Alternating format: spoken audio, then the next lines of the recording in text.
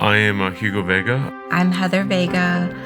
We have two biological daughters, a 16-year-old and a 19-year-old. I think it was at the beginning of 2018. We were invited to go on a vision encounter. Pastor Joby just told us, I want you guys to just lean in and pray like you never have before for the upcoming initiative. And one of the big things was one more generation.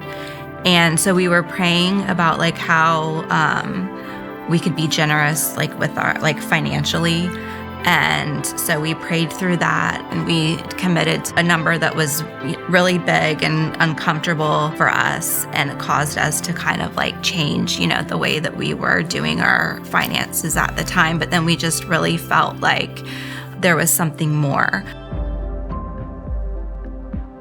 And I was serving in the kids ministry at the Mandarin campus, and I just started meeting so many different families that were involved in foster care. We knew we wanted to adopt, not only foster kids, but go straight to adoption.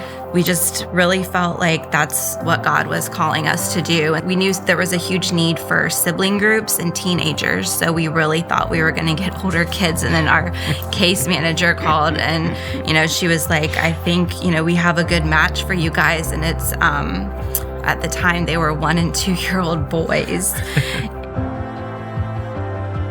We were in our 40s, so we were not thinking a few years ago that we were going to be, wanting to start all over. But just once we met the boys, we knew that it was the right thing to do.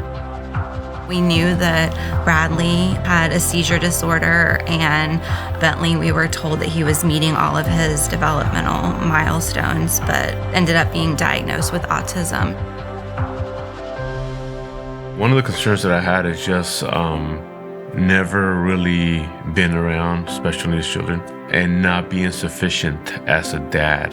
What are they going to need? What can I do? I had no understanding. I was just going to go into a new world that I have never experienced before. Just really giving into that God has control of it, and He wanted those boys to be in my life, and hugs and kisses, playing around and horsing around, wrestling, that's what they enjoy and that's what they love. He has given me all the tools that I need to be a good dad to them. Coming into the 1010 initiative for people that are maybe new to church or that just have never wanted to totally be involved in an initiative like this, I would just encourage you to lean in, pray, and listen to what God wants you to do. You have no idea what hangs in the balance.